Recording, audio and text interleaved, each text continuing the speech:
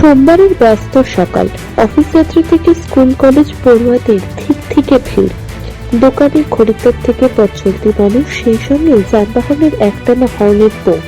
সব মিলিয়ে যখন প্রকৃত অর্থে জমজমাট পুরুলিয়া শহরের মূল বাজার, তখন হঠাৎই সেখানে ছন্দপতন ঘটালো মহাদেবের দুই বাহন।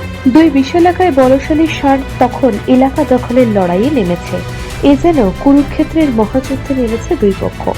বিনা যুদ্ধে নাহি দিব সুচক্রে বেঁধে নেই, এমনই ধনুভাঙা পণ দুজনেরই।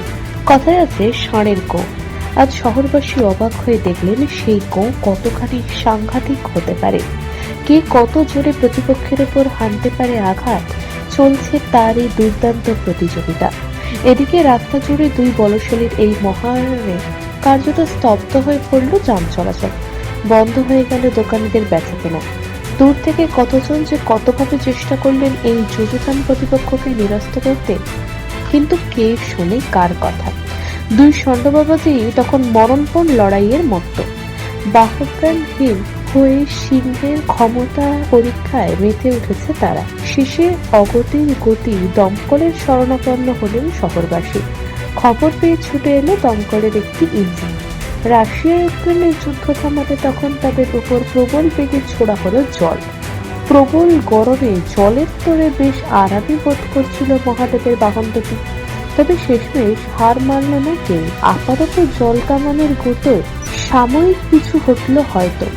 দুজন দুদিকে সরে যেতেই যেন স্বস্তির নিঃশ্বাস ফেললেন শহরবাসী।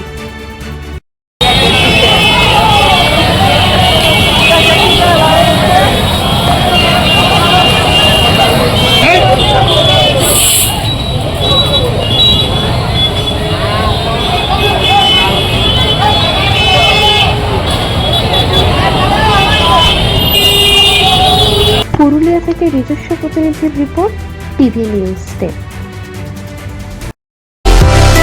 সুলভ সঠিক চিকিৎসার একমাত্র প্রতিষ্ঠান বিবেকানন্দ হসপিটাল। 24 ঘন্টা emergency service, blood bank, trauma care. আপনাদের সেবায় আমরা তৎপর। গুণমান ও পরিষেবায় দুর্গাপুর বিধাননগরের ডক্টর জাকির হোসেন এভিনিউর বিবেকানন্দ হসপিটাল শিল্পাঞ্চলের মানুষের মন জয় করেছে।